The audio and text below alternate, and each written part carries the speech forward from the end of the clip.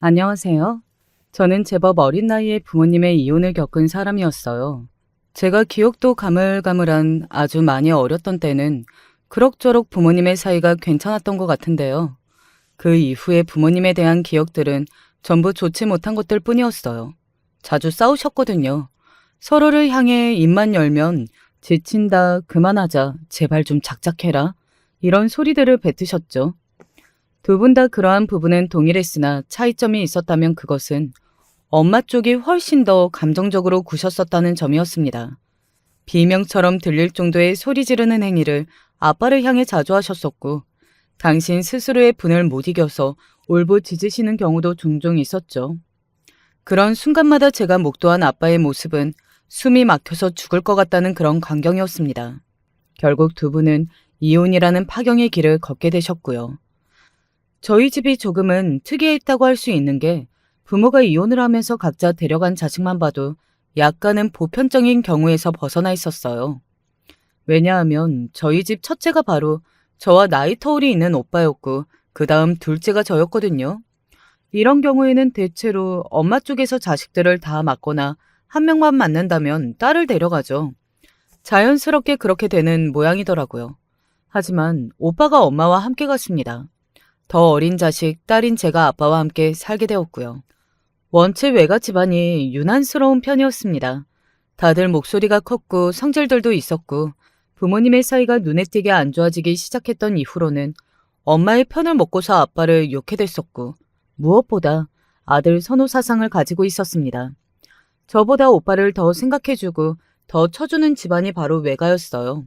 반면에 친가는 굉장히 조용했습니다.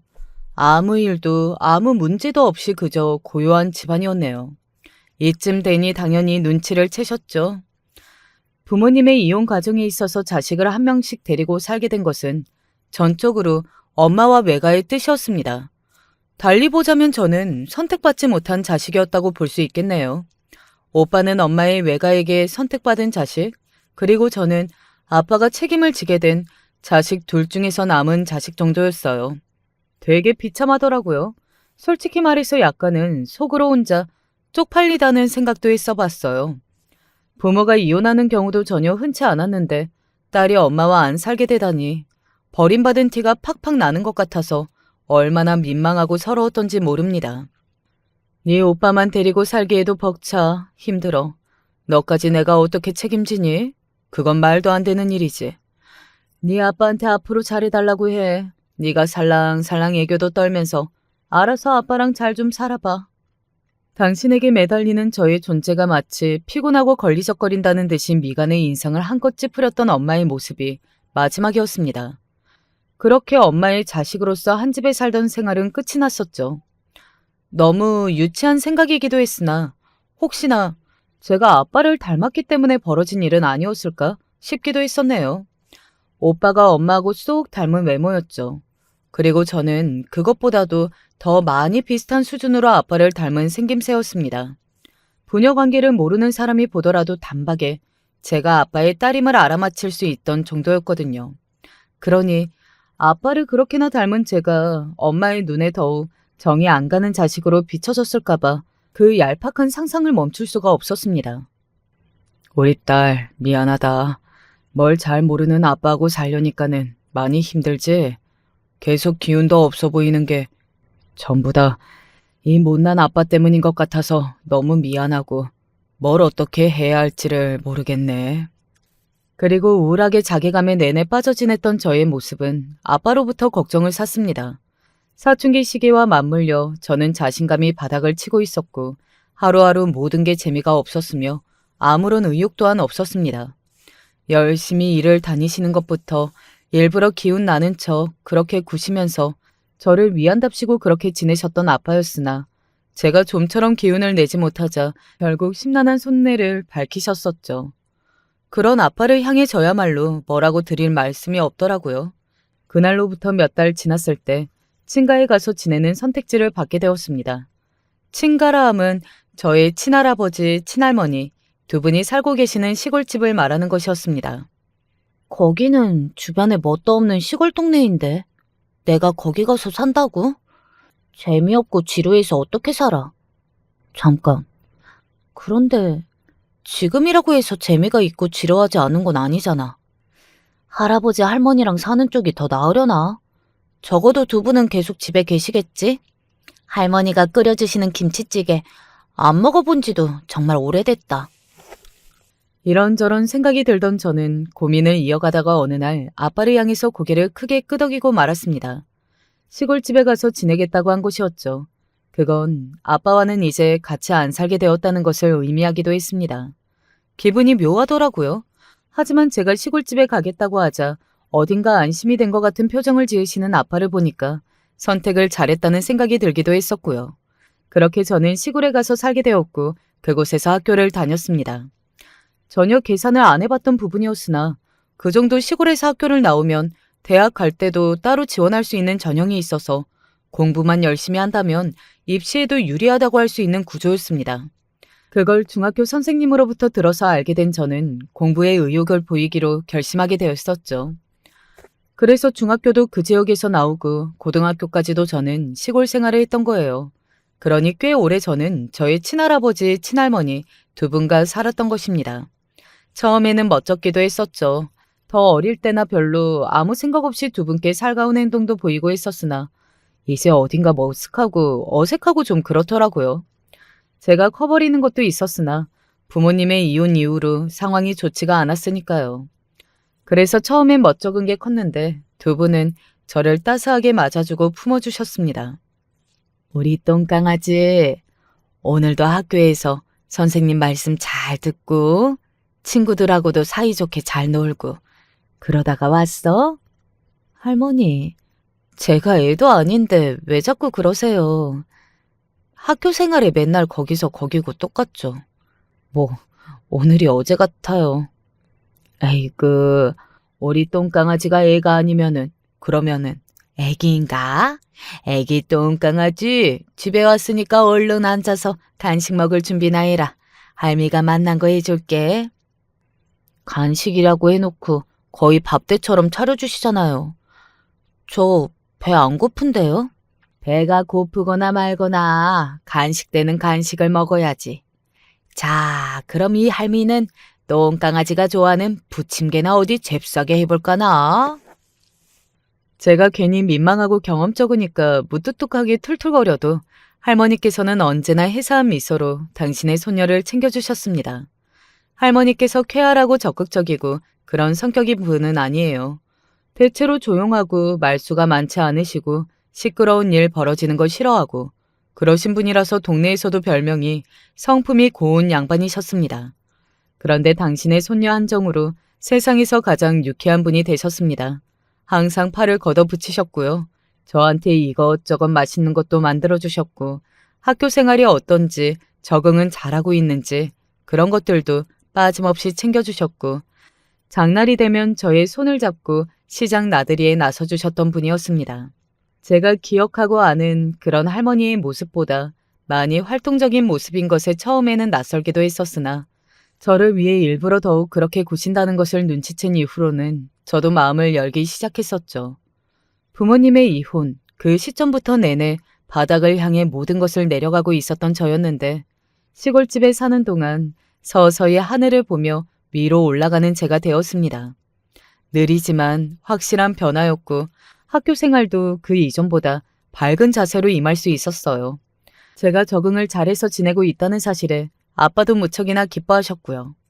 우리 딸이 잘 지내는 거 보니까 너무 대견하다. 장하다 우리 딸. 세상에서 최고로 효녀야. 저는 한 것도 없었는데 제가 모든 공로를 받는 것 같아서 머쓱했지만 그게 싫지만은 않았던 것 같아요. 그런 환경 속에서 저는 내면에 쌓여 있었던 지난 아픔과 우울을 서서히 털어버리며 공부도 열심히 하는 학생이 되어갔고요. 대학이라는 목표는 진작에 세웠던 바였기에 의욕을 더욱 불태워갔죠. 고등학교 다닐 적에 가끔 밤늦게 귀가를 했었는데요. 그런 날이면 시골집으로 들어서는 그 길목의 초입에 할아버지께서 나와 계셨습니다. 이제 오냐?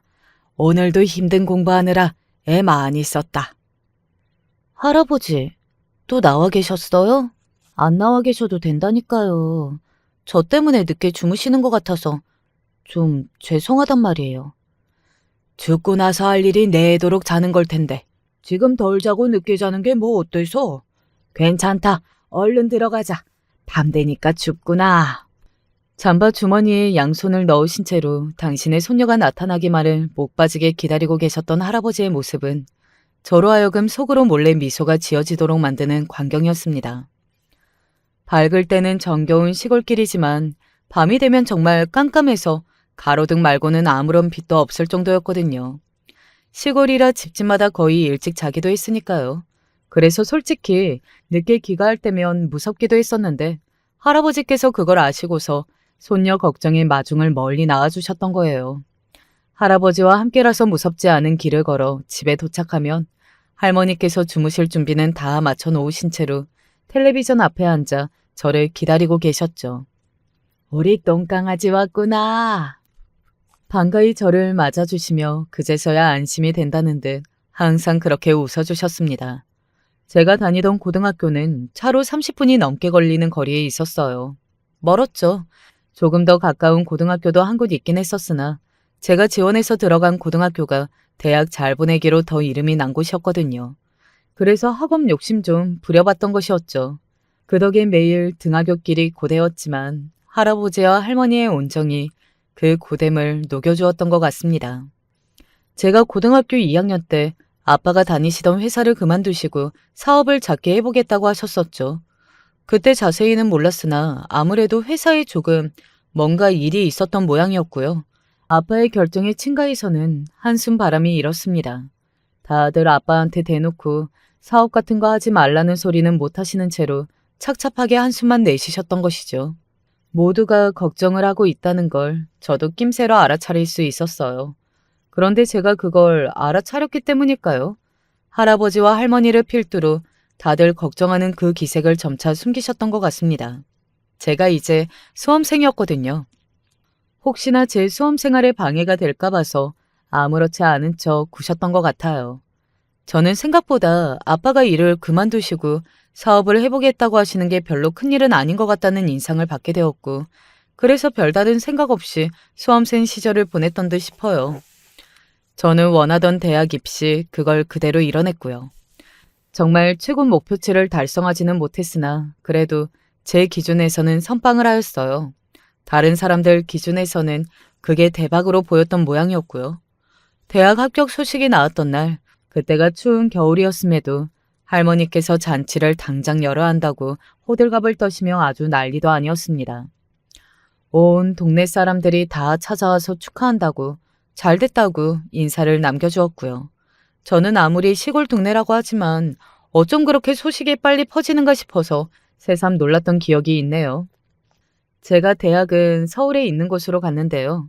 당연히 등록금을 비롯해서 이런저런 돈이 처음에는 아주 크게 들어가잖아요. 그 돈이 친가의 비상자금에서 나왔습니다.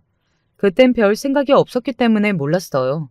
그냥 제가 대학을 합격했으니까 누구든 당연히 지원을 해주겠지 싶은 막연한 생각만 있었거든요. 아무래도 아빠가 거의 내주시지 않을까 싶기도 했었고요. 하지만 사실 아빠가 패기 넘치게 시작하셨던 사업은 그때 초기 시즌에 아주 휘청거리고 있었습니다. 작은 규모라고 해서 마이너스가 뼈아프지 않은 것은 아니니까요. 하루하루 시간이 지날수록 점점 그게 다 적자 부담으로 쌓여가는 것에 아빠는 많이 힘들어하고 계셨었죠. 당시에 저는 그걸 몰랐고 제가 몰랐던 것은 모두의 배려 덕분이었습니다.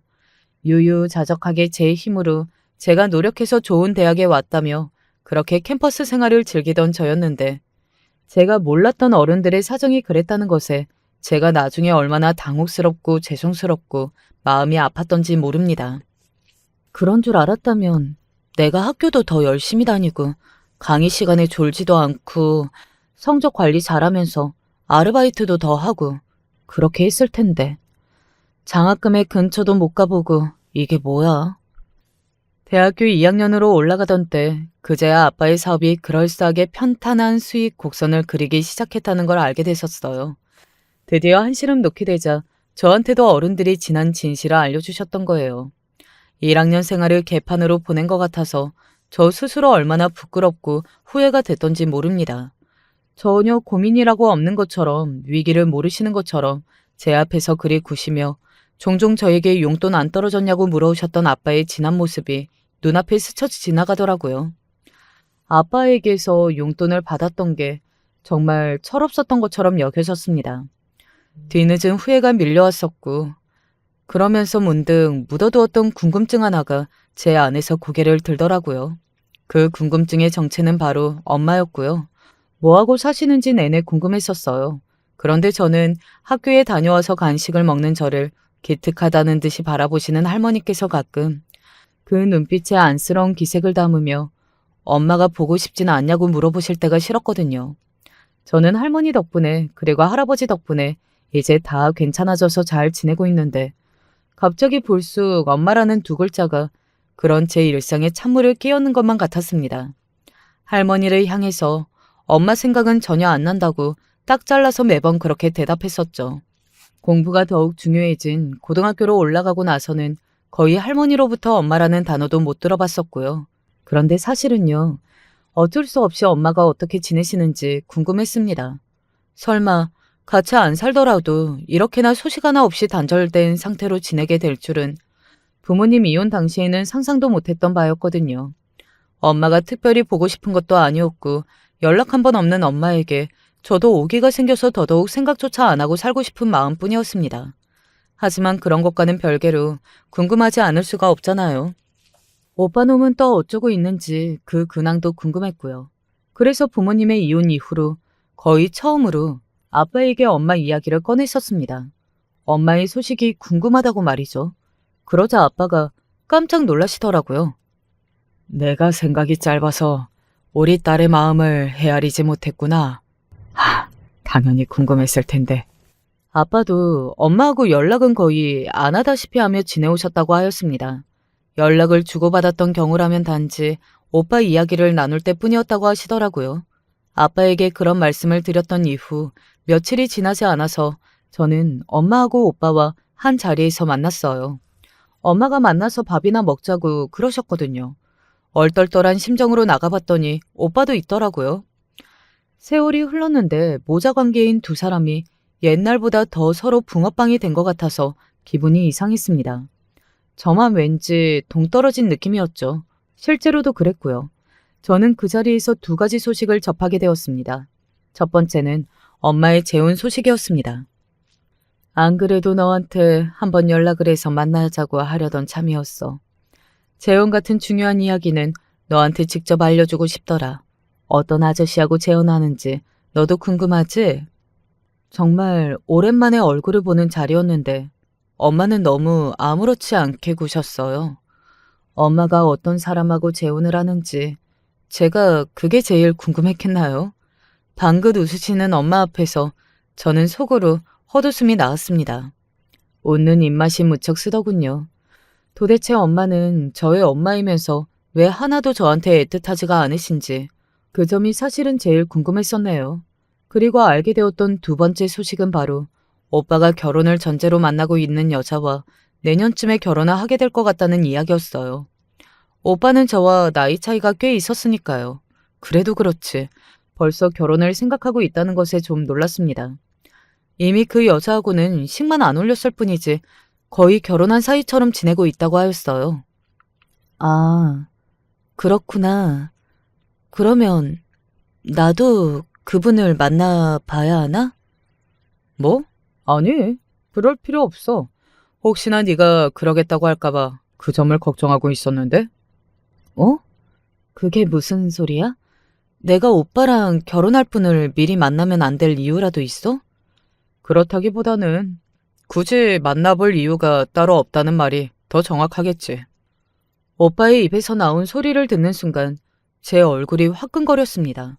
민망했고 당혹스러웠어요. 저라고 해서 뭐 오빠한테 커다란 애정이나 관심이 있었을까요? 아니었습니다. 나이 터울이 있으니까 어렸을 때 아웅다웅하면서 같이 놀면서 크고 이런 맛이 없었고요. 자매 형제가 아니라 남매다 보니까 더 그랬었죠. 하지만 오랜만에 만났는데 친남매 간에 이렇게 선을 그을 일인가 싶어서 오빠한테 서운하다 못해서 오빠가 정말 이상한 사람처럼 여겨졌습니다. 오빠가 주장하기를 결혼할 여자가 진작에 저의 존재를 알고 있었다네요.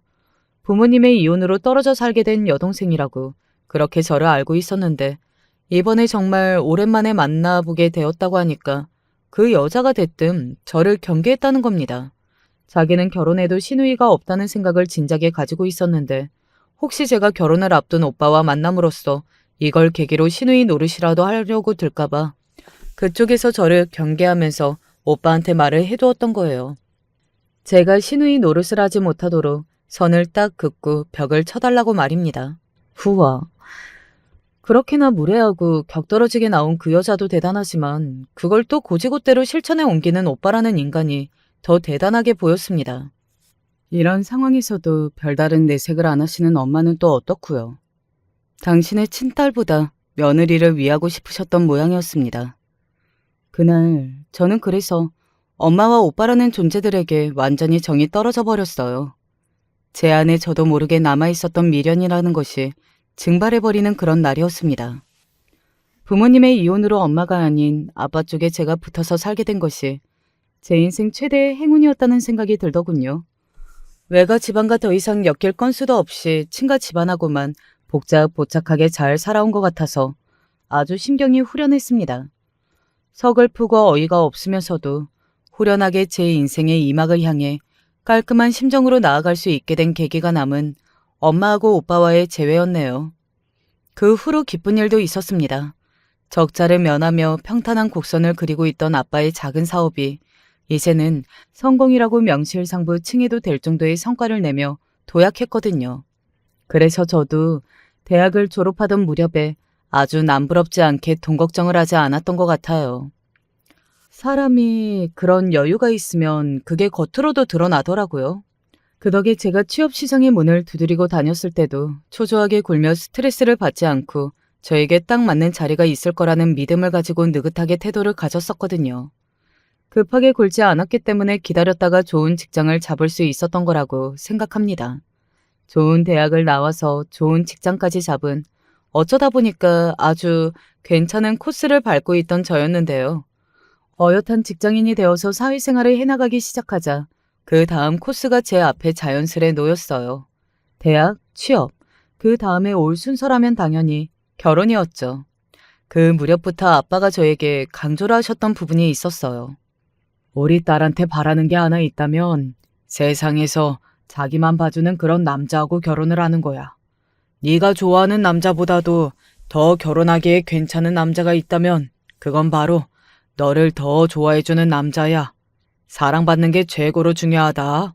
알았지? 우리 딸.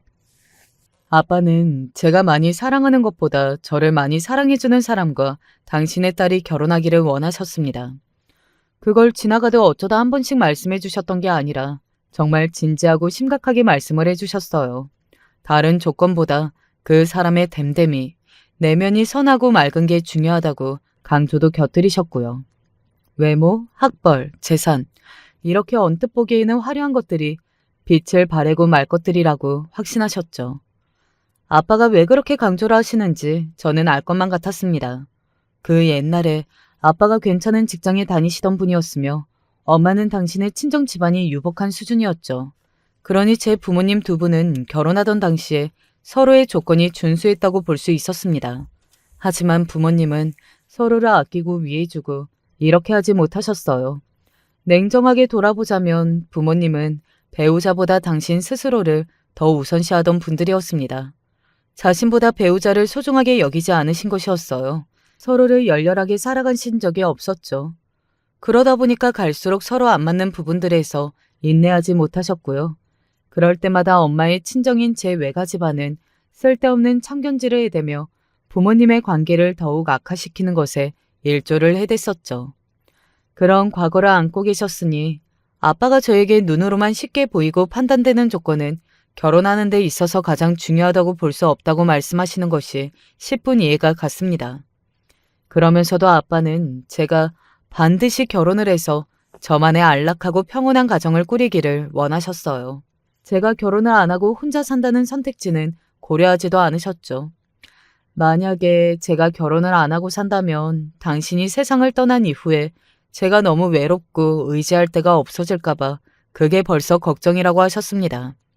이런 부분은 저의 학창시절을 책임져 주셨던 할아버지 할머니 두 분도 똑같이 보고 계셨죠. 당신들이 세상을 떠난 이후에 제가 외톨이가 되면 어쩌냐고 그런 걱정을 이미 하고 계셨거든요. 저는 어른들이 정말 못 말린다는 생각을 하면서도 옛말에 어른들 말씀 하나 틀린 거 없다고 하였으니 저도 제 곁을 든든히 지켜줄 남자를 반드시 만나야겠다는 생각도 은근슬에 하고 있었습니다. 도대체 어떤 남자를 만나야 아빠가 흡족해 하실까? 저는 그런 고민을 속으로 안고 있었죠. 저를 평소에 좋게 지켜보고 있었던 직장 선배를 통해서 저는 남편을 만났답니다. 제가 원래는 누구를 통해서 남자를 소개받고 이러는 걸 별로 안 좋아하던 사람이었어요. 괜히 잘못 소개받아서 만났다가 주선자하고도 관계가 틀어지면 결과가 너무 나쁘잖아요.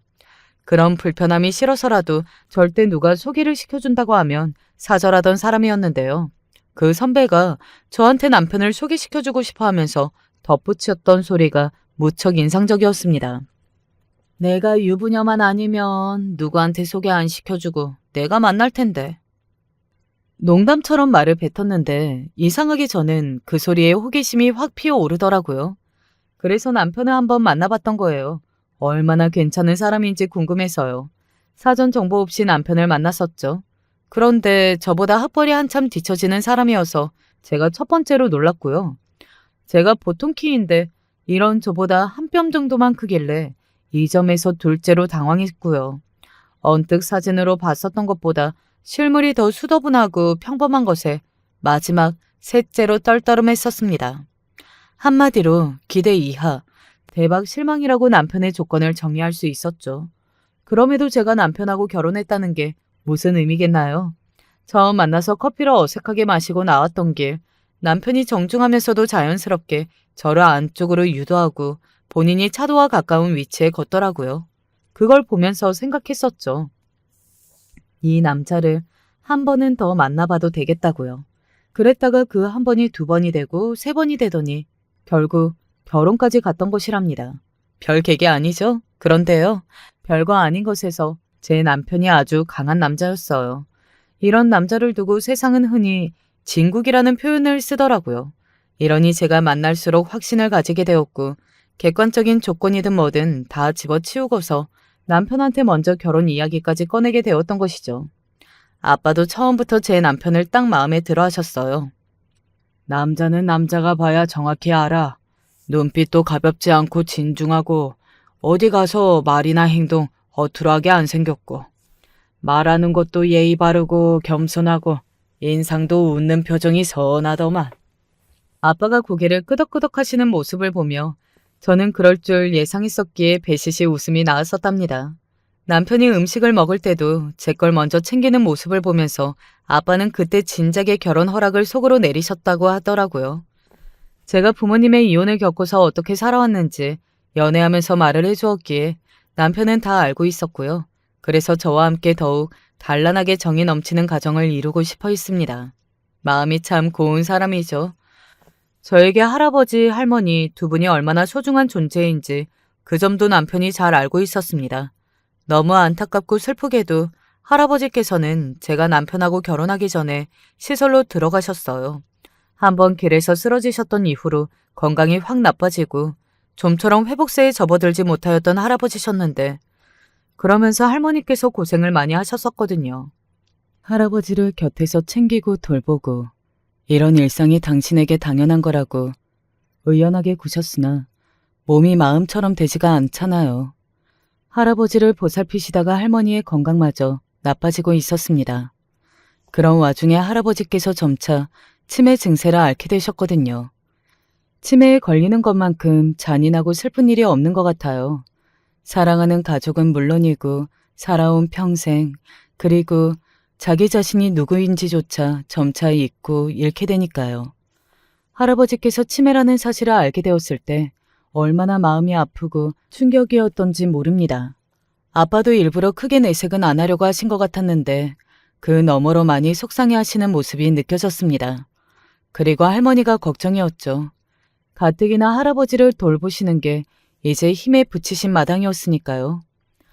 그래서 결국 할아버지께서 당신 스스로 시설에 들어가겠다며 강경하게 나오기에 이르렀던 것입니다. 할아버지, 할머니와 오래 알고 지내신 어떤 동네분이 소개해 주신 시설이 있어서 그곳으로 가셨고요. 그때 제 남편이 정말 잘해줬어요. 시골집에서 혼자 지내게 되셔서 가슴 허해진 할머니를 모시고 도시 구경을 시켜드렸거든요. 뭐든지 느린 할머니를 모시고 여기저기를 다니는 게 쉬운 일이 아니었는데 남편이 그때 인상 한 번을 안 쓰고 한숨 한 번을 안 내쉬면서 얼마나 싹싹하게 잘했던지 모릅니다. 덕분에 할머니께서 제가 너무 괜찮은 신랑감을 찾아낸 것 같다며 좋아하시면서 기운도 내실 수 있었고요. 아빠 입장에서는 예비 사이가 벌써 이렇게 좋은 모습으로 효도를 것이 그렇게나 흐뭇하셨던 모양이었습니다. 할머니와 한참을 제 남편에 대한 칭찬 이야기를 나누셨다고 하더라고요.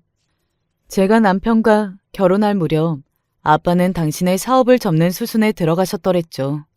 정확히는 다른 사람에게 당신이 일군 그 작은 사업을 넘기실 참이었습니다. 사업이 너무 잘 되어서 고점에 넘기려던 것은 아니었고요. 그럭저럭 되고는 있었지만 상승세를 그려가던 그 시기의 때보다는 부족해서 이제 답보 상태에 머무르고 있었습니다. 그리고 아빠는 당신의 그 사업 운영에 있어서 이제 한계에 이르렀다고 여기셨고요. 저는 아빠가 이제 너무 신경을 많이 쓰시고 스트레스를 받으시면서 사업을 이어가는 그런 건 이제 그만하셨으면 좋겠다고 생각하던 참이었기에 다른 사람에게 넘기려고 한다는 그 결정을 무척 반겼습니다. 그 뜻을 알고서 남편 역시도 적극적으로 아빠가 이제 사업 스트레스에서 해방되기를 바란다며 말을 보탰고요. 그래서 아빠가 큰 아쉬움 없이 사업에서 물러나실 수 있었던 것 같아서 이 점에서 남편에게 제가 속으로 많이 고마웠었네요. 아빠는 이제 당신의 지인이 하시는 작은 공장의 일이나 바쁠 때마다 손을 보태며 일단은 그렇게 지내겠다고 하셨고요. 결과적으로 아빠가 그때 사업을 그만두셨던 건 잘한 선택이었어요. 나름대로 그때 사업 넘기면서 챙길 만큼 다 챙기셨고요. 저희 부부도 마음 편한 가운데서 결혼을 했었고 그래서 잘 지내고 있었는데 약간의 문제가 있다고 한다면 그건 시댁 쪽의 일이었습니다. 결혼할 때 그리고 결혼하고 나서 만약에 내가 가족들로부터 스트레스를 받는다면 그건 엄마나 오빠 쪽일 거라고 생각을 했었는데 완전히 생각지도 못했던 시댁 쪽에서 내가 신경 쓸 거리들이 생길 줄이야. 보면 볼수록 알면 알수록 진국인 사람이 남편이었고 그래서 저희 부부 사이에는 아무런 문제도 없었습니다. 그냥 다 좋았거든요. 하지만 그 사람이 괜찮다고 해서 그 사람의 가족들까지 똑같이 괜찮으리라는 법이 없다는 것을 저는 시댁을 통해서 배우게 됐었네요.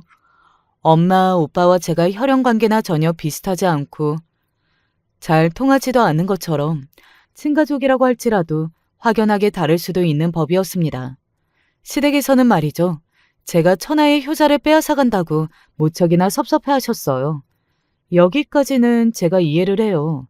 그런데 보통 아들 바라기 집안에서는 그 아들이 결혼을 하면 내 아들 가로챈 얄미운 것이라고 하면서 며느리를 질투하는 시어머니라든지 이런 모습이 그려지잖아요. 하지만 시댁은 약간 입장이 달랐습니다. 시댁에서 남편은 노예였습니다. 뭐든 다 해주고 다 들어주는 호구스러운 노예가 감히 결혼을 하면 탈출을 꾀하려는 건 아닌가 싶어서 시댁에서 아주 눈에 불을 켰었어요. 제가 처음에 이런 사실을 알고 얼마나 놀랐던지 모릅니다. 남편이 저와 제 가족들에게 잘하는 만큼 당연히 자기 가족들한테도 아주 잘하는 효자인 게 자연스럽다고만 생각을 했었지. 설마 그렇게나 만만한 존재로 여겨지면서 바보같이 다 뜯기고 살아왔을 줄은 몰랐던 거예요. 저보다 학벌이 낮은 남편은 전문대를 나왔습니다. 그것도 3년제 아니고 2년제였네요. 대학에 다니는 동안 집에 손 안 벌렸다고 했고요. 애초에 대학에 들어간 것도 온전히 남편 스스로의 힘으로 갔던 것입니다. 농담하는 게 아니고 정말로 집에서 10원 한 장 도움을 안 받고 대학에 들어갔다고 하더라고요. 대학 갈 거면 알아서 가야 한다고 일찍부터 그런 소리를 집에서 워낙 많이 들어왔던지라 내 힘으로 가는 것 자체에 별다른 생각은 안 들었던 것 같아. 멋쩍게 웃으며 지난 이야기를 하던 남편을 보며 저의 입이 저절로 벌어졌었네요.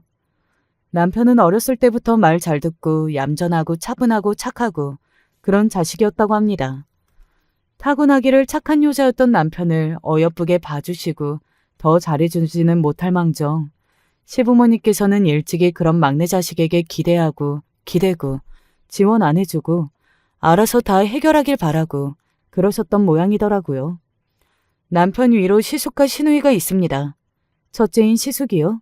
삼남매 집안의 장남이라고 보기 어려웠어요.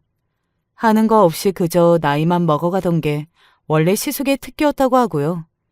집에서 지원 다 받아다가 허울만 4년제인 그런 대학에 들어갔었는데 졸업을 간신히 해냈으며 중소기업의 계약직을 3년 동안 무려 4군데나 옮겨 다녔던 것을 끝으로 오래 백수 생활을 했었고요.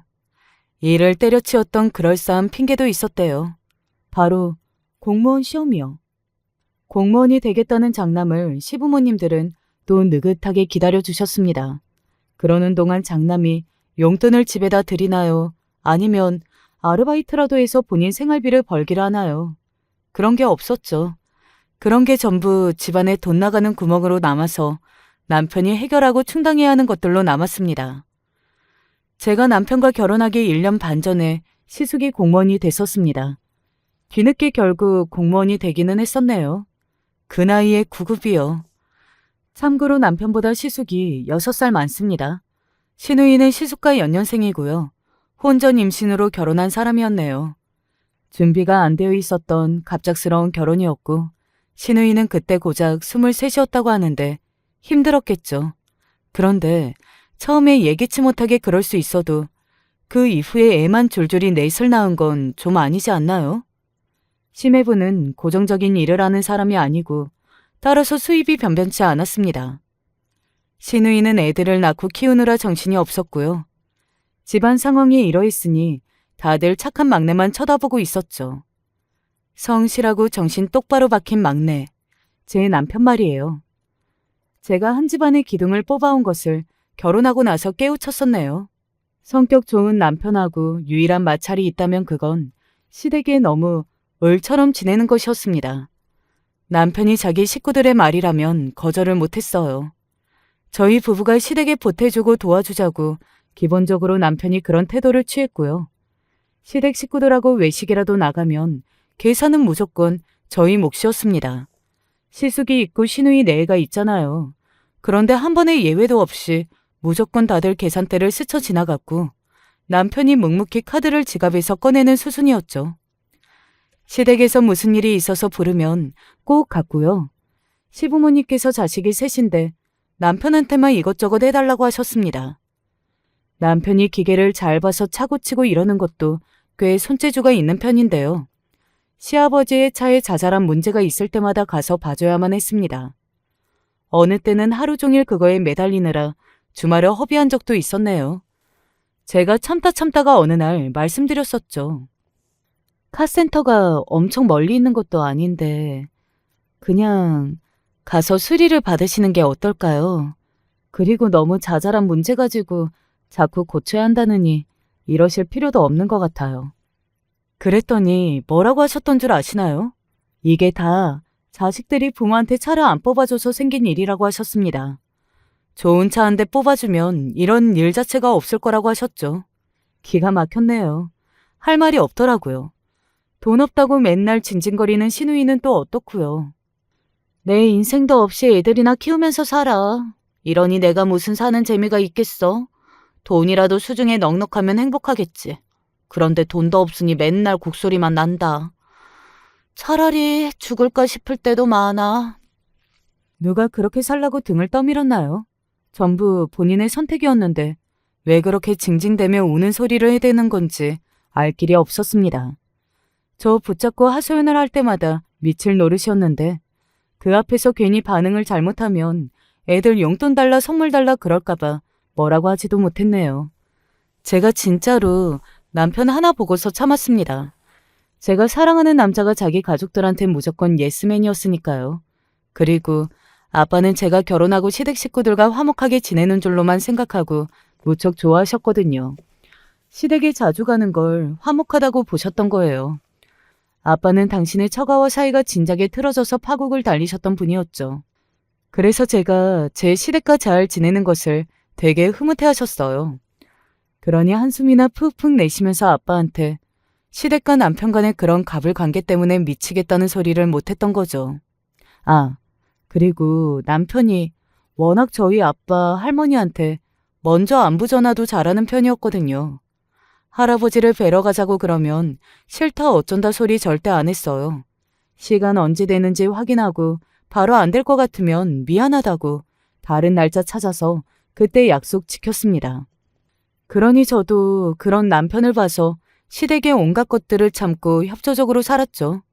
하지만 제가 참고 사느라 힘들고 속 터지는 것은 둘째로 치고 남편이 계속 자기 가족들한테 퍼주고 사는 게 안타깝고 속상한 부분이 있었어요. 그러던 어느 날 아빠가 사고를 당하셨습니다.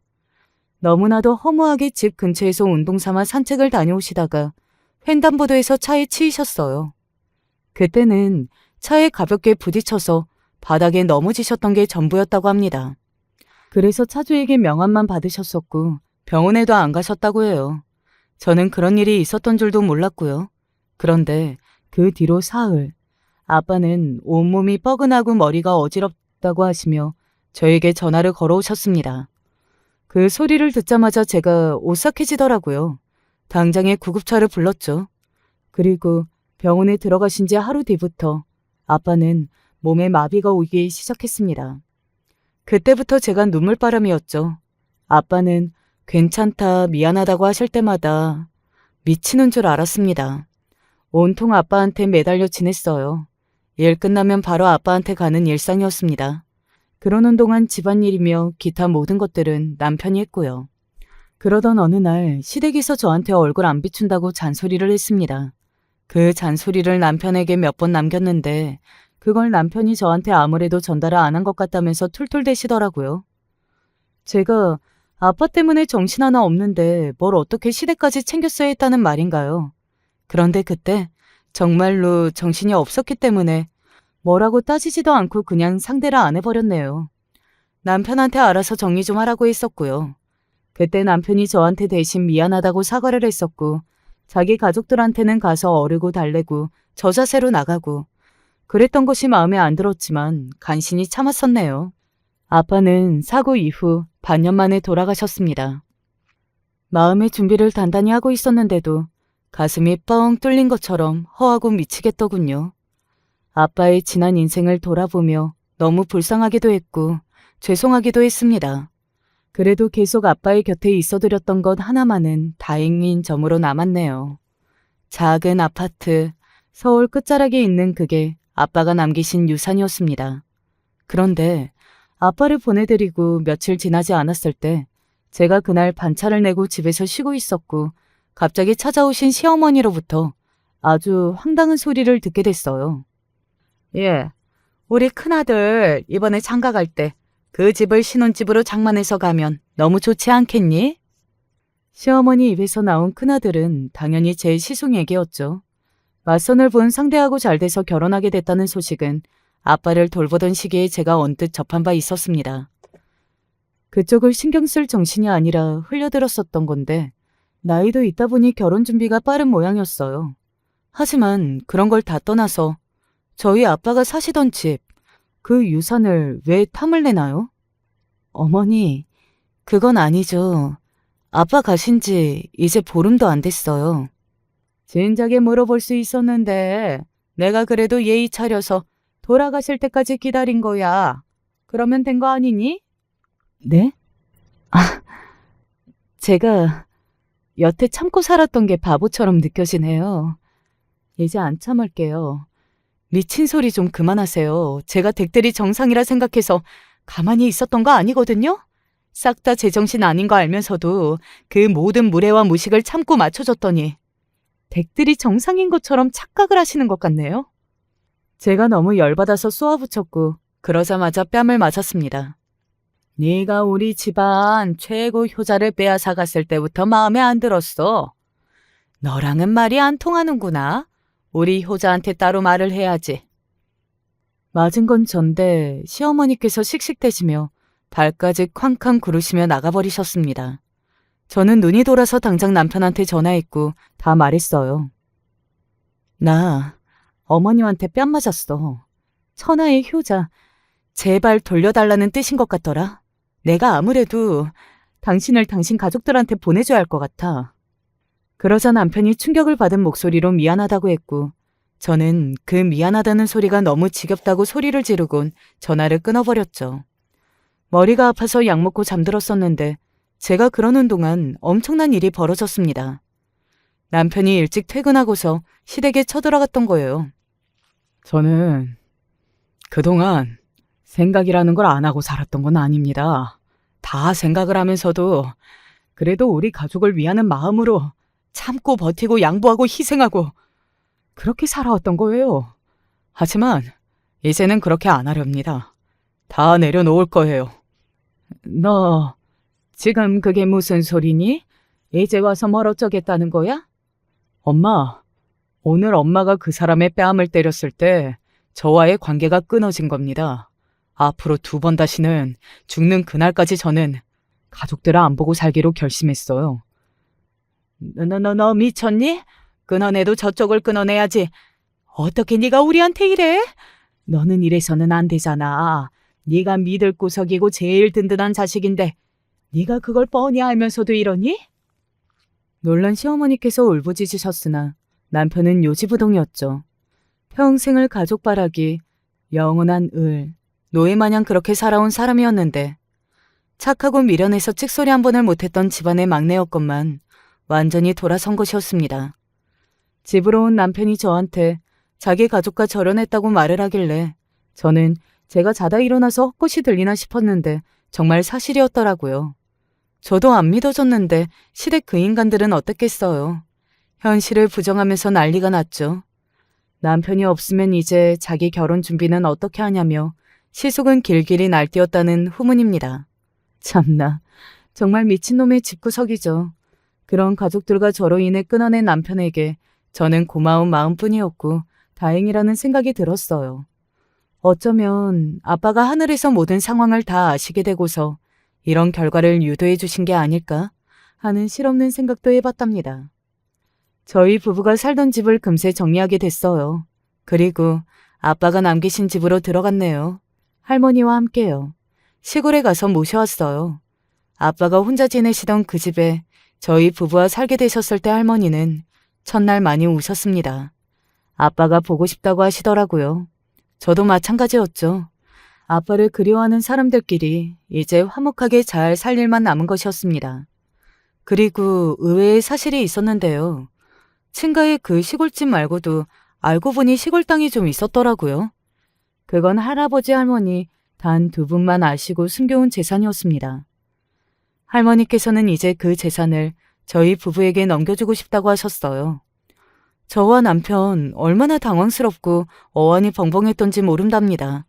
아빠가 돌아가신 사실을 치매 증세가 심해진 할아버지께서는 모르셨어요. 그 점이 무척 슬프기도 했고 대신 아무렇지 않게 할아버지와 아빠에 대한 이야기를 나눌 수 있어서 좋기도 했네요. 시숙은 파혼을 당했습니다. 별로 놀랍진 않더라고요. 그리고 남편이 절연을 선언해서 시댁 식구들 모두 예민하고 짜증난 상태였는데 그때 또 유독 시누이가 징징대면서 난리를 치는 바람에 시어머니하고 대판 싸우고서 틀어진 것 같더라고요. 집안 꼬라지가 말이 아니었네요. 신기한 점은 엄마가 재혼하셨던 그분하고 이혼 소송을 하느라 아주 지저분해졌다는 것이었습니다.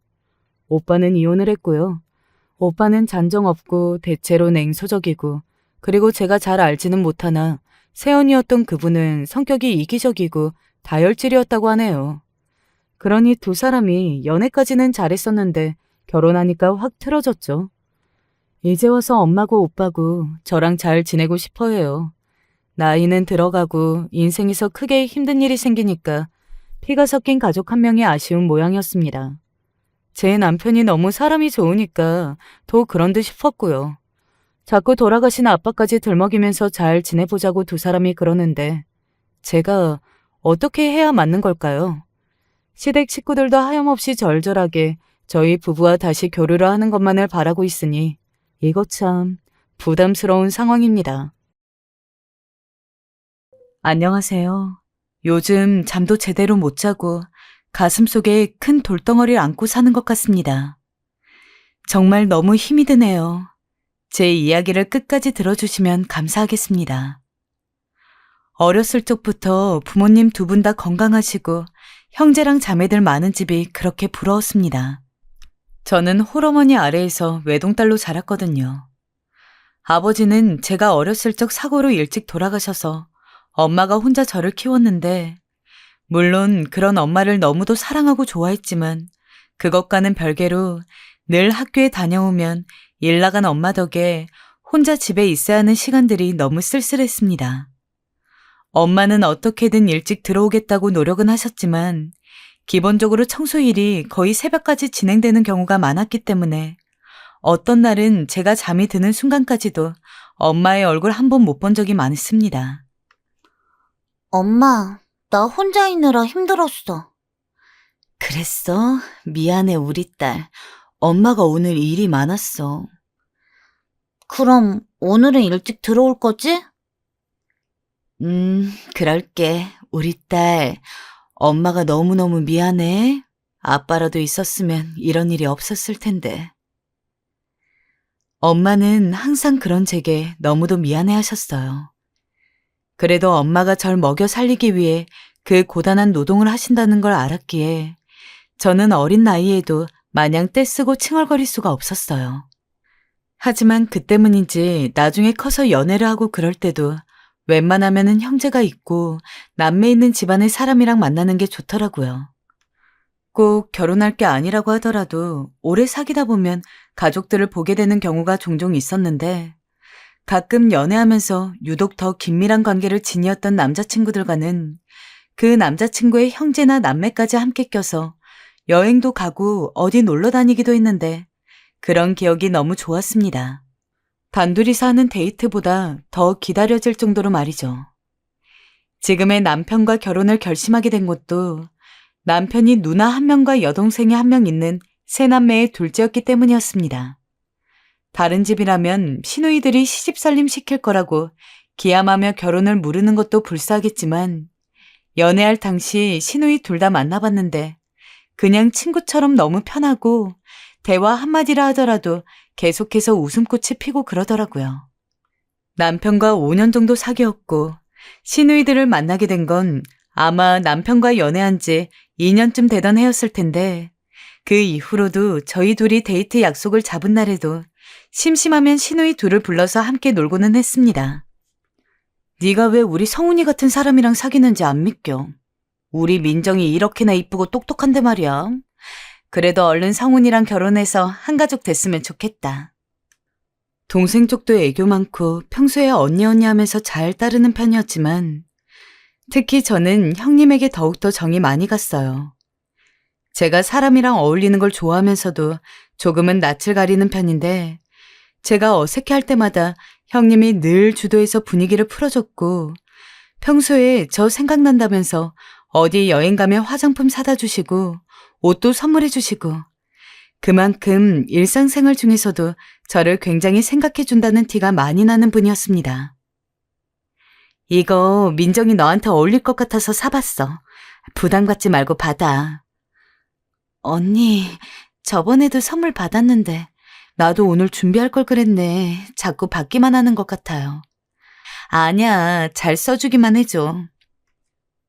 게다가 엄청 어른스러운 성격이라 제가 남자친구에게도 차마 얘기하지 못하는 고민이 생길 때면 언제나 형님에게 가서 상담을 했는데, 그럴 때면 형님은 제 고민을 마치 자신의 고민인 것처럼 진지하게 생각해주고 그에 대한 조언을 해주셨습니다. 자매가 없는 제게 친언니 같은 사람이었어요. 만약 지금이라도 친언니가 생길 수 있다면 형님이기를 바랄 정도로요. 하지만 남편은 저와 형님이 친하게 지낼 때마다 이런 의미심장한 말을 하곤 했어요. 자기야, 근데 나중에 우리 누나 정체 알더라도 너무 놀라지 마. 정체를 안다고? 내가 모르는 게 있어? 우리 누나, 당신이 아직 모르는 면이 많아. 아무튼 나와 결혼하면 누나도 자주 보게 될 텐데 너무 놀라지 말라고. 그때 눈치를 챘어야 할까요? 허나 이미 전 그때 형님의 좋은 면만이 보였을 때였어요. 형님은 제가 닮고 싶은 면들이 너무 많았어요.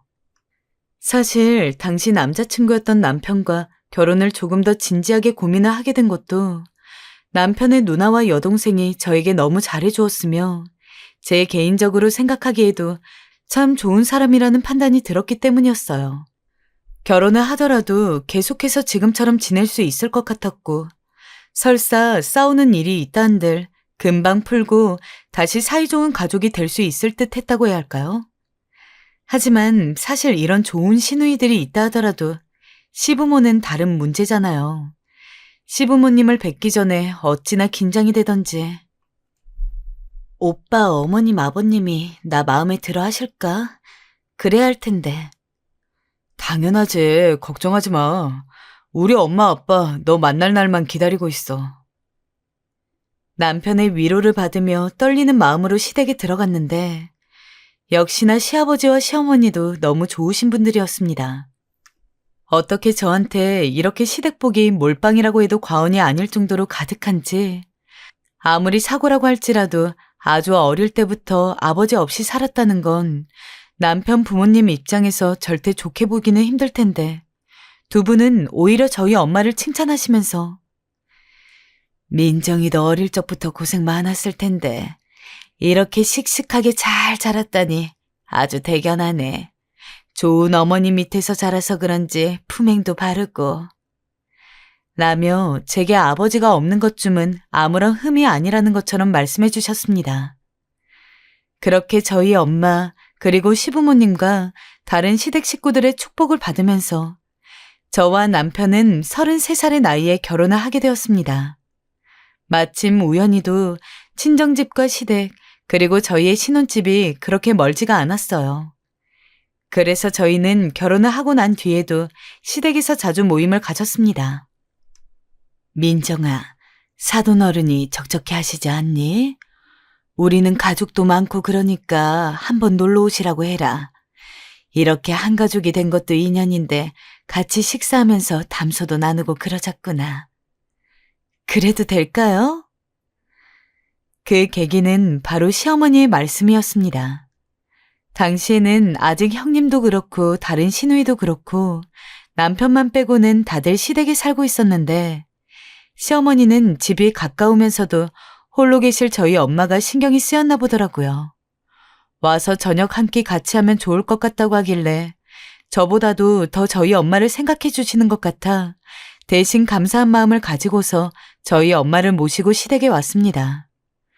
솔직히 시어머니랑 저희 엄마가 만나는 건 상견례 이후 거의 처음이라고 해도 과언이 아니었는데 시어머니는 저희 엄마가 오시자마자 다시 봐도 민정이가 정말 사돈어른을 꼭 닮았네요.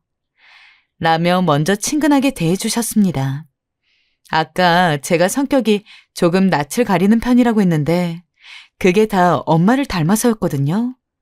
엄마도 처음에는 그런 시부모님의 환대가 낯설어 보였지만 막상 함께 숟가락을 들고 밥을 먹으면서는 마치 오래 알고 지낸 친구처럼 너무 재미있게 이야기를 하셨습니다.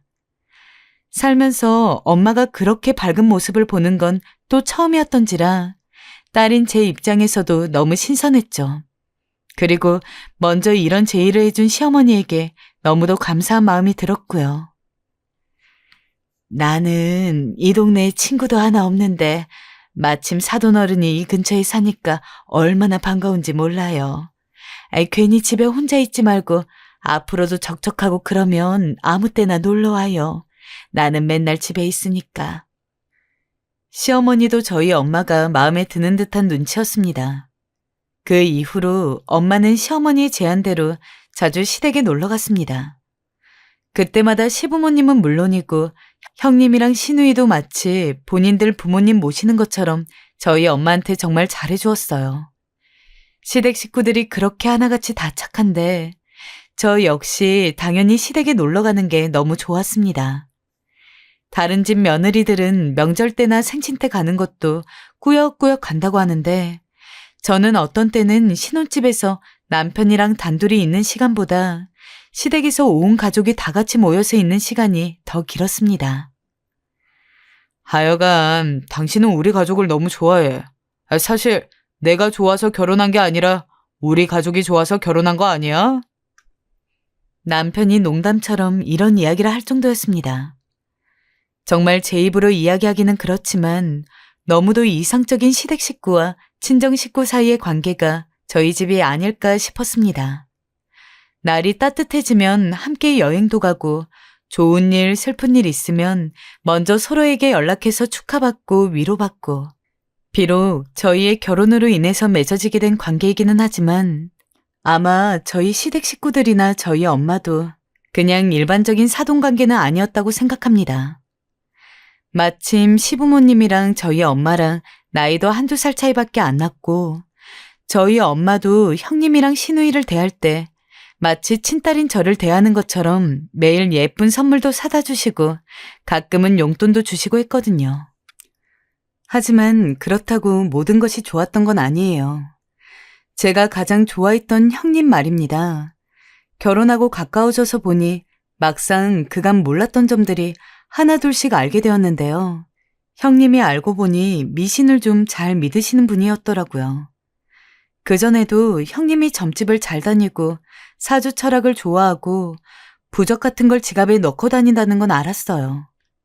그런데 생각보다 그 정도가 지나칠 때가 있더라고요. 문지방 밟으면 복 나간다는 말이 있잖아요. 형님이 그걸 굉장히 믿은 나머지 문지방을 밟지 않기 위해 조심조심 다니셨거든요. 이것도 형님 본인만 그러시는 게 아니라 형님이 다른 식구들한테도 조심하라고 어찌나 닥달하시는지. 얘, 너 거기 밟았잖아. 얼른 씻고 와. 아, 언니 괜찮아. 우리 언니 또 그런다. 언니 이제 이런 미신은 안 믿을 때 되지 않았어? 그만해. 그만하게? 아, 빨리 씻고 와야 조금이라도 정화된다니까? 너 그 복 나간 발로 돌아다닐 거야? 아, 시험도 앞두고 있다며. 이런 식으로 다른 시누이에게 닥달하는 것은 물론이고 저에게도 예외는 없었어요. 제가 문지방을 밟을라 치면 큰 소리로 잠깐! 하시는 바람에 깜짝 놀란 적이 한두 번이 아니었죠. 어머님, 형님이 원래 미신을 잘 믿으세요? 그래, 저뿐만이 아니야. 같이 사는 내내 얼마나 피곤했는지 모른다. 그래도 저 딴엔 불안하니까 우리가 맞춰주고 살아야지. 뭐 다를 수가 있겠니? 어머님께서 한숨 섞인 목소리로 말씀하시는 걸 들으면 그 정도가 어느 정도인진 예측할 수 없었지만 심하다는 게 느껴지곤 했어요. 그래도 그때까진 형님이 조금 귀여우시구나라고 생각할 만했는데요. 제가 시댁에 조금씩 발을 끊게 된 일이 일어났어요. 어느 더운 여름날 기막힌 사건이 일어났죠. 저와 남편이 그날은 시댁집에서 하룻밤을 자고 간 날이었는데요. 놀다 보니 시간도 이미 지나 있었고 어머님도 자고 가시는 걸 은근히 바라시는 것 같길래 남편과 집에서 가져온 미니 선풍기를 틀고 잠에 들었습니다. 그런데 갑자기 어디선가 비명소리가 들리는 거예요. 불이라도 난 줄 알고 깜짝 놀라 일어났는데 그건 다름 아닌 형님의 목소리였고 형님은 아직 잠든 남편의 볼을 찰싹찰싹 때리면서 일어나라고 재촉하고 있었어요. 일어나라고. 얘 봐. 숨을 안 쉬는 건가? 민정아, 우리 성훈이 숨 안 쉬는 거니? 누나, 무슨 일이야? 너 선풍기 틀어놓고 자면 어떡해? 죽을 뻔했잖아, 이놈아.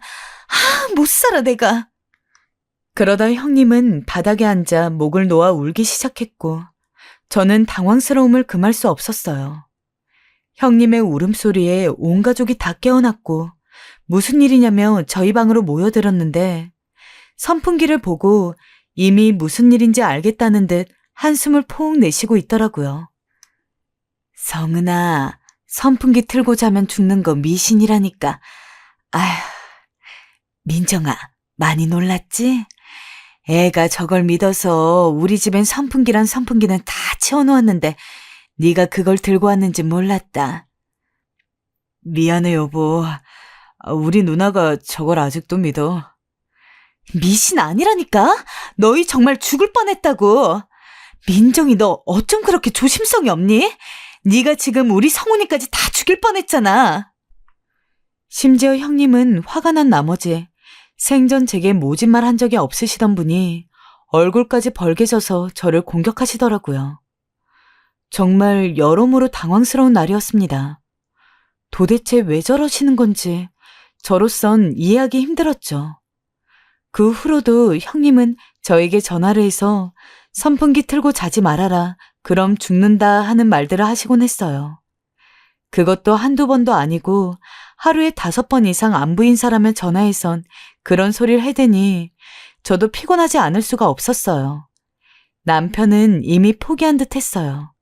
제가 피곤하다 하니까 남편은 자기도 이미 다 겪은 일이라며 그냥 맞춰주고 살 수밖에 없다고 하더라고요. 민정아, 내가 그냥 하는 소리가 아니야. 다 과학적인 근거가 있는 얘기란 말이야. 사람들이 아직도 이걸 믿는 데는 다 이유가 있어. 형님, 제가 TV에서 봤는데 그거 거짓말이라고 밝혀졌다 하는데요. 제가 그 프로그램 영상을 보내드릴까요? 아니라니까? 너 왜 이렇게 고집을 부리니?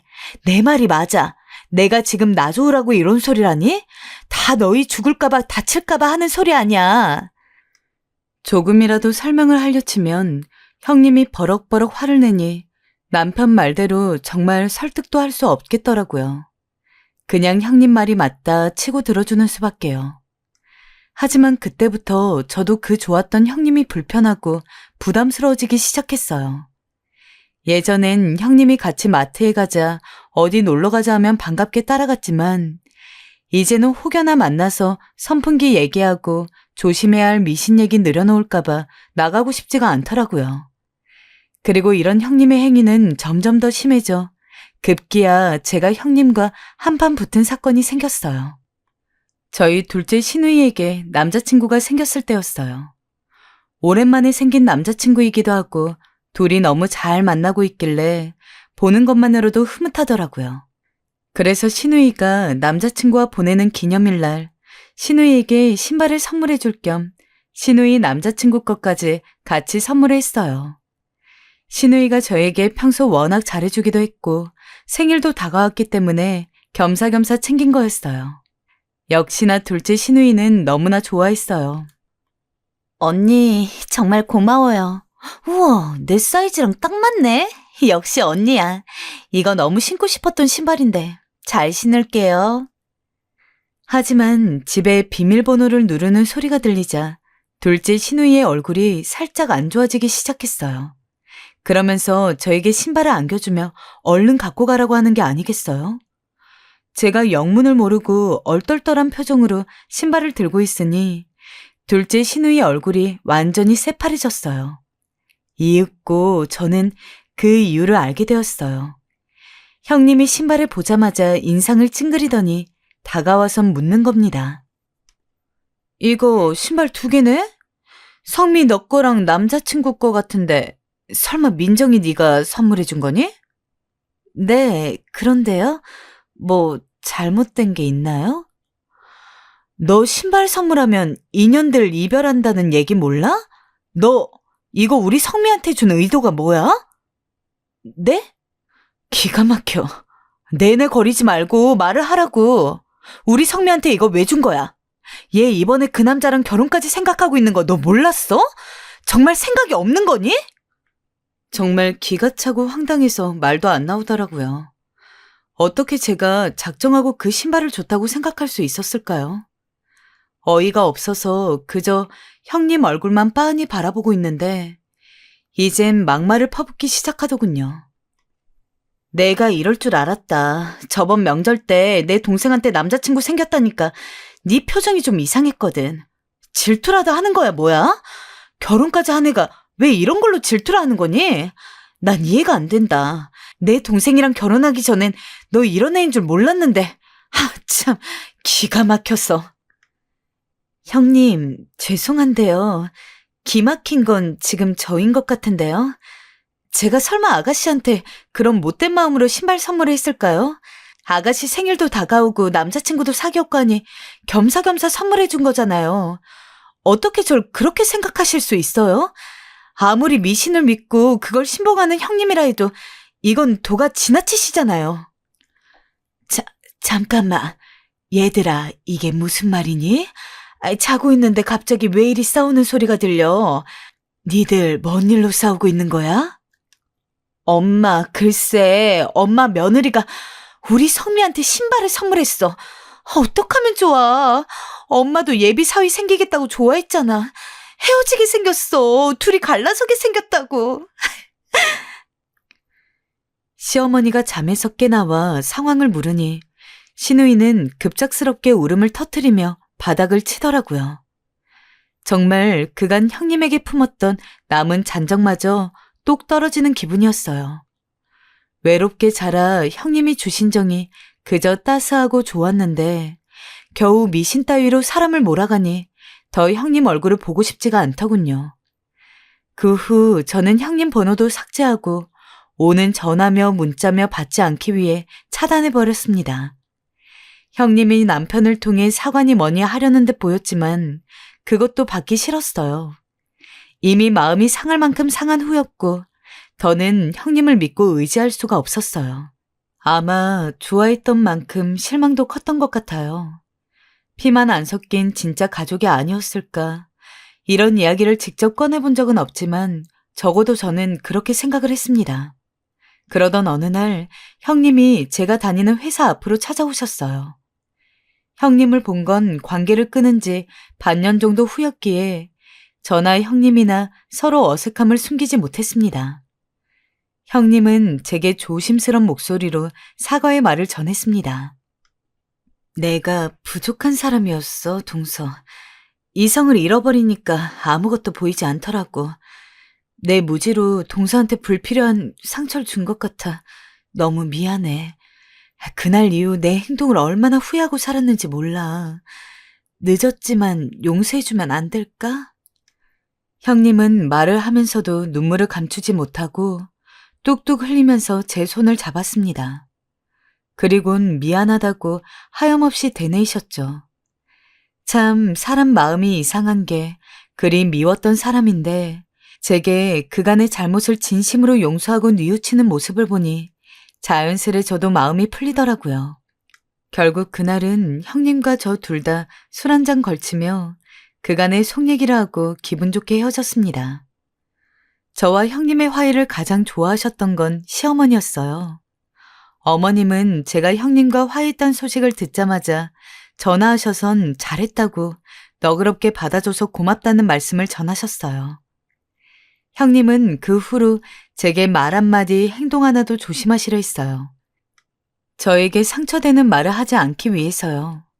문지방 얘기도 더는 꺼내지 않으시더라고요.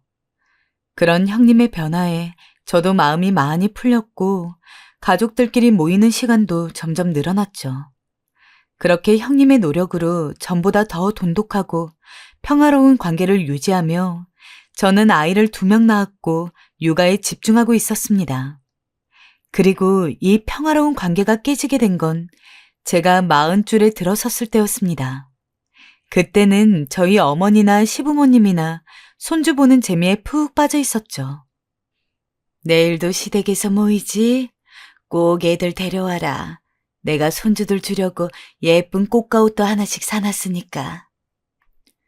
분명 그때도 평소처럼 엄마와 인사를 하고 헤어져서는 집에 들어와서 잠을 잤을 뿐인데 평소 시댁에 가기 전 늘 연락을 하던 엄마가 그날따라 아무런 연락이 없더라고요. 그래서 늦잠을 주무시나 보다 싶어서 남편 차를 타고서 엄마를 모시러 갔습니다. 방문을 열고 침대에 누워있는 엄마를 보는데 이상하게 무언가 쎄한 기분이 들었습니다. 급하게 다가가서 엄마 몸을 힘껏 흔들었지만 엄만 다시는 깨어나지 않았죠. 제 비명소리에 놀란 남편이 저를 따라 급하게 들어오는 소리가 들렸지만 그쪽으로 얼굴을 돌릴 여력도 없었습니다. 내가 지금 꿈을 꾸고 있는 건 아닌지, 내가 지금 맞닥뜨리고 있는 상황이 정말 현실인지 믿을 수 없었고 믿고 싶지 않았습니다. 불과 어제까지도 웃는 얼굴로 만나서 헤어졌던 엄마가 어떻게 하룻밤 사이에 그렇게 돌아가실 수가 있습니까? 경황이 없는 저를 대신해서 남편이 119에 연락을 해서 구급차를 불렀고 그렇게 무슨 정신이었는지도 모르게 병원에 가서 엄마가 돌아가신 원인이 심근경색이라는 이야기를 들었습니다. 저희 엄마 평소 아픈 곳 하나 없던 분이셨어요. 나이에 비해 정정하셨는데 어떻게 이럴 수가. 엄마. 아무리 제가 그 현실을 부정해도 엄마가 돌아가셨다는 것은 부인할 수 없는 사실이었습니다. 하룻밤 사이에 마음의 준비는커녕 아무런 예상도 못한 상황에서 엄마를 떠나보내야 했던 저는 정말 말 그대로 정신이 나간 상태에서 일상생활을 보냈습니다. 장례식장에서야 꾸역꾸역 버텼지만 화장도 하고 납골당에 엄마를 모셔놓고 나니 정말 제 인생 자체가 전부 텅 빈 것 같더라고요.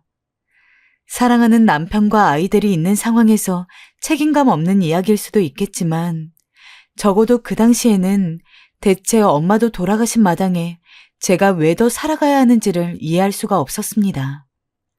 아무리 불러도 돌아오지 않는 엄마 이름만 수없이 부르다가 목이 쉴 때까지 울기도 하고 어떤 때는 평소보다 기분이 괜찮아서 밝은 얼굴로 밥을 먹고 있었는데 갑자기 제 의지도 아닌 눈물이 툭툭 떨어진 적도 있었습니다.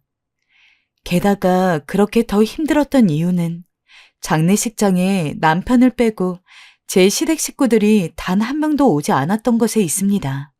그 당시에는 저도 엄마 잃은 일 때문에 뭘 생각할 겨를이 없었어서 그렇게 크게 신경 쓰지 않았는데 나중에 시간이 좀 지나고 다시 생각해보니까 이상하더라고요. 그렇게 진짜 가족 마냥 친하게 지냈던 시댁 식구들이 저희 엄마 장례식에 안 오다니요. 그뿐만이 아니었습니다. 늘 자매처럼 지내던 시누이와 형님도 저희 엄마 장례식을 기점으로 코빼기도 안 보일 뿐더러 저에게 연락을 한 번 안 했습니다. 그전에는 저보다도 더 먼저 연락을 많이 하는 게 시누이와 형님일 정도로 시도 때도 없이 문자를 나누고 전화를 하고 서로 시간이 되면 당일날 저녁에 갑자기 만나서 식사를 하고 술 한잔하는 일도 많았는데 엄마 돌아가신 지 2주 정도가 되었을 때까지도 정말 연락이 한 통 없었죠. 여보, 어머님이랑 아버님이랑 연락 안 돼? 그리고 요새 시누이랑 형님은 또 왜 이렇게 전화가 없어? 나 엄마 돌아가신 지도 얼마 안 됐는데 그렇게 우리 엄마랑 잘 지내놓고서 다들 너무하는 거 아니야? 그러게, 나도 연락이 안 돼서. 어떻게 다들 이럴 수가 있어? 시댁에서 그렇게 다 같이 즐겁게 지낸 게 무슨 꿈이었던 것처럼 아무도 저한테 전화 한 통 없으니 당연히 서운할 수밖에 없었습니다. 저는 힘든 상황에서 시댁 식구들한테 조금 더 의지도 하고 위로도 받고 싶었는데 장례식에 안 온 것도 안 온 거고 최소한 못 올 거면 직접 연락을 해서 이러이러해서 못 간 거라고 미안하다고 이야기를 하던가 아니면 적어도 장례식이 끝나고 난 뒤에 장례 잘 치렀는지 엄마를 잘 보내드렸는지 그런 걸 물어야 하는 거 아닌가요? 남편한테 하소연을 해도 남편은 그냥 사정이 있었겠지 하고 얼버무리기만 하고 제가 먼저 연락을 해봐야겠다 싶었지만 장례식이 끝나고 한동안은 엄마 짐도 정리하고 집도 처분하느라 바빠서 제대로 마음먹고 연락할 시간이 나지 않았습니다. 그리고 한 일주일가량이 더 지났을 때 최소한 형님에게는 전화를 해야 할 것 같아서 거의 한 달 반 만에 형님에게 전화를 걸었습니다. 그래, 오랜만이야. 장례는 잘 치렀어? 근데 제 전화를 받자마자 형님이 기다렸다는 듯이 저희 엄마 장례식 이야기를 꺼내더라고요. 그러면서 못 가봐서 미안하다고 솔직히 울컥했습니다. 이렇게 바로 이야기할 수 있던 거면 진즉 형님이 먼저 저한테 연락을 해서 이야기할 수 있는 거 아닌가요? 네, 잘 보내드렸어요. 이제 저도 마음 좀 추스럽고 짐도 다 정리했으니 다시 제 삶 살아야죠. 근데 형님, 왜 저희 엄마 장례식에 아무도 안 오신 거예요? 무슨 사정이 있으셨던 거예요? 아, 그게 우리가 단체로 독감에 걸렸어. 독감이요? 미안해. 우리도 몸 추스르고 하느라 연락을 미처 하지 못했어. 미안해. 문자라도 보냈어야 하는데 엄마도 동생도 그렇고 몸이 너무 아팠거든. 솔직히 믿을 수가 없었어요. 단체로 독감에 걸렸다니. 거기다 형님의 말투는 어쩐지 평소답지 않게 어버버거렸고 목소리 넘어 얼른 전화를 끊고 싶어하는 기색마저 느껴졌습니다. 안 되겠다 싶더라고요. 제가 직접 확인을 해봐야겠다 싶었습니다.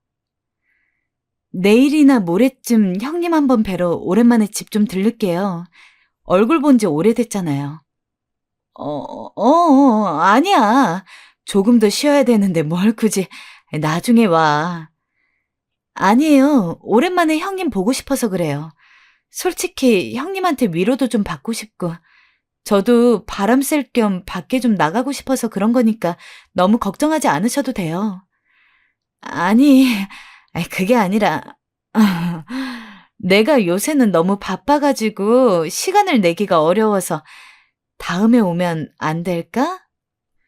평소 형님답지 않게 말을 빙빙 돌아갔습니다. 평소 기면 기고 아니면 아닌 게 확실했던 형님이 이런 식으로 말을 돌리듯이 구는 게 처음이었어요. 역시나 이상했습니다. 일단은 형님이 계속해서 안 오는 게 좋겠다고 하길래 알겠다고 다음에 가겠다고 하고 전화를 끊었는데 서럽더라고요. 왠지 형님이 진짜로 바빠서 시간을 못 내는 게 아닌 것 같다는 생각이 들었습니다. 그래도 만약 그날만 그랬으면 잠깐 의심을 하고 말았을 거예요. 그 뒤로부터 또 일주일 뒤에 이번에야말로 형님 얼굴 한번 보겠다고 다시 한번 전화를 드렸는데 이번에는 아예 전화를 안 받더라고요. 그래서 문자로 형님, 이번 주말에 한번 들리려고 합니다. 하고 문자를 남겼더니 정말 3초 만에 답장이 오는 거예요. 아직 바쁜 일이 안 끝나서 다음에 왔으면 좋겠어.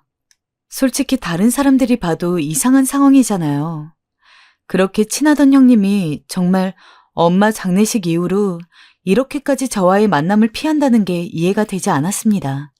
게다가 그렇게 오래 형님을 알아오면서 한 번도 바쁘다는 핑계대며 제가 오는 걸 말린 적이 없던 사람이었는데 아무리 생각해도 납득이 안 돼서 그날 저녁에 남편이 퇴근하고 돌아오는 걸 붙잡고서 하소연을 했어요. 여보, 형님 진짜 너무한다. 저번에도 형님이 내가 놀러 간다니까 갑자기 말을 돌리는 것 같다는 느낌이 왔는데 그때는 그래도 정말 바쁘신가 보다 하고서 애써 참아 넘겼거든? 근데 이번엔 무슨 일이 있었는 줄 알아? 내가 전화를 했는데 안 받으셔가지고 주말에 가겠다고 문자를 보냈는데 몇 초 만에 오지 말라고 답장이 오는 거 있지? 답장하면서 내 부재중 전화도 봤을 텐데 다시 전화를 거시거나 할 수 있는 거 아니야? 대체 형님, 우리 엄마 장례식 이후로 왜 이렇게 나한테 대면대면하게 구는 건지 모르겠어. 그리고 어머님, 아버님이랑 아가씨도 마찬가지고. 여보, 울지 마. 사실은 그게 당신한테 말하지 못한 게 있는데. 정말 눈물로 호소를 했습니다. 그만큼 형님이 이렇게 변한 게 제게는 큰 충격이었거든요. 제가 말을 하다가 갑자기 눈물을 뚝뚝 흘리니까 남편이 엄청 당황했습니다. 그러더니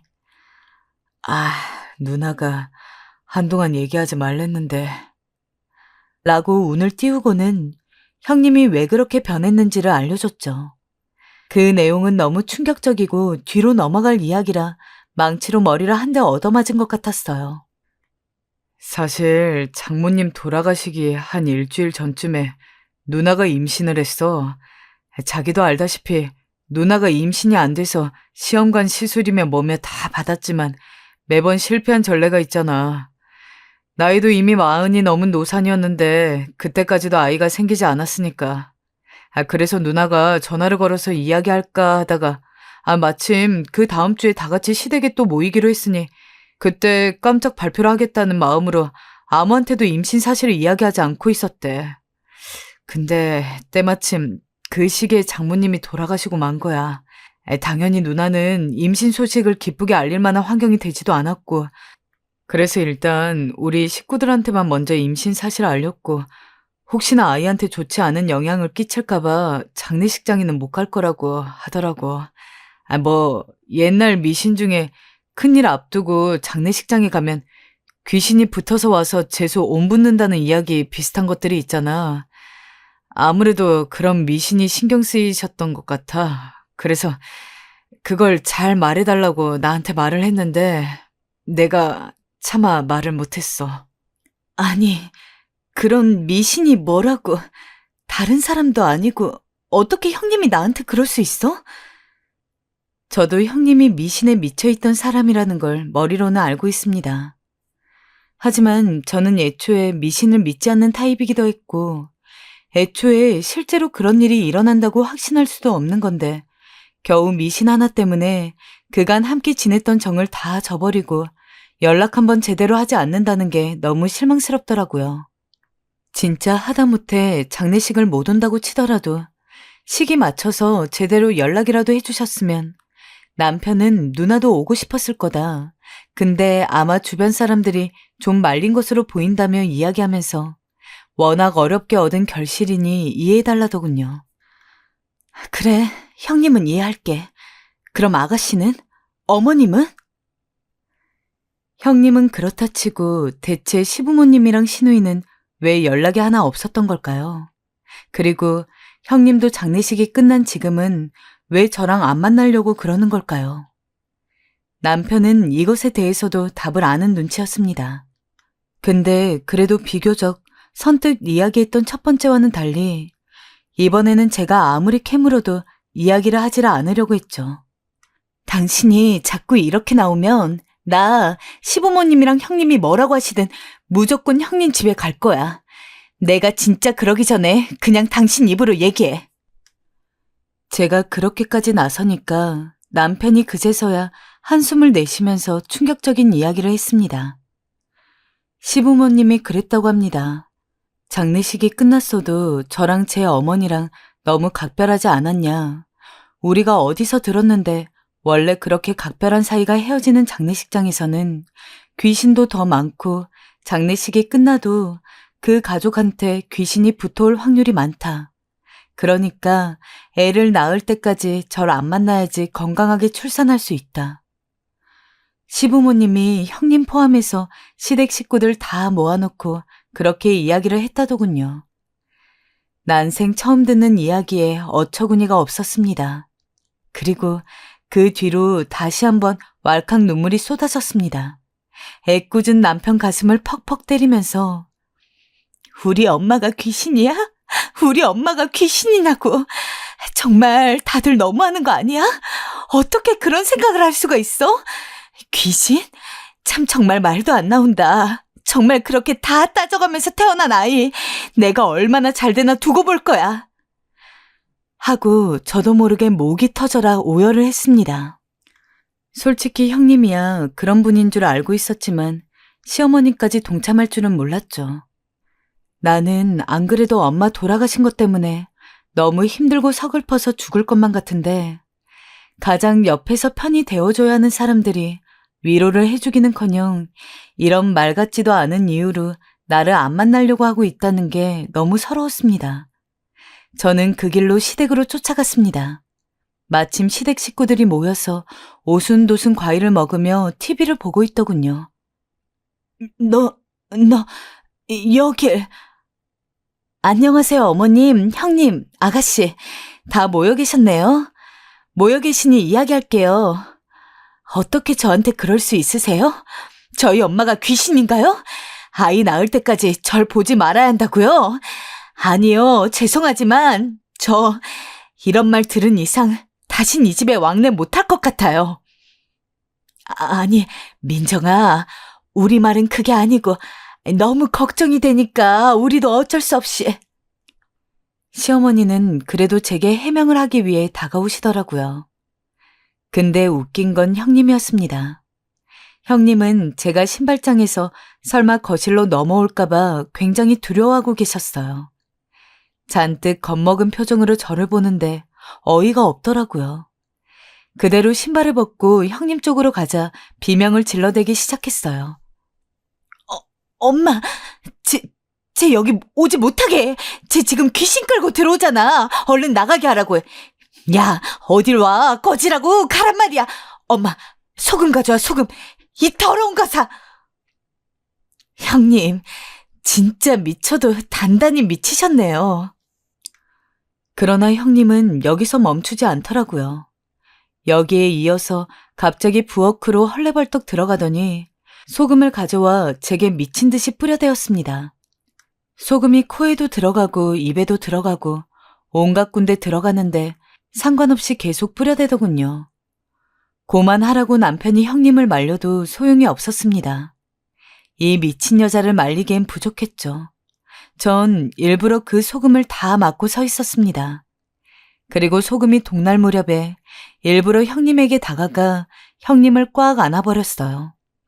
형님은 비명을 지르고 소리를 지르고 난리가 났지만 그럴수록 전 더 꽉 안아 도망치지 못하겠어요. 나중에 형님이 거품을 물고 쓰러지려 할 때야 놔주었습니다. 그 후 저는 집을 나오며 남편에게 말했습니다.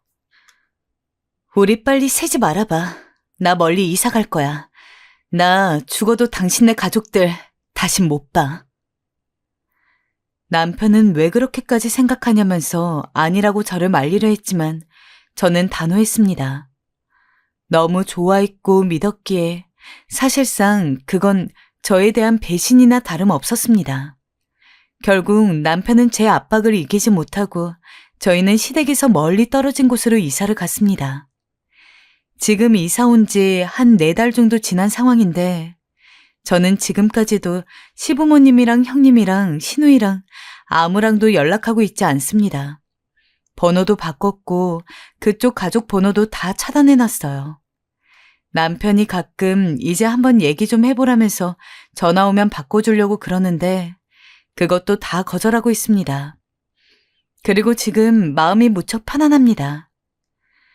미신을 믿는 건 자유라고 생각해요.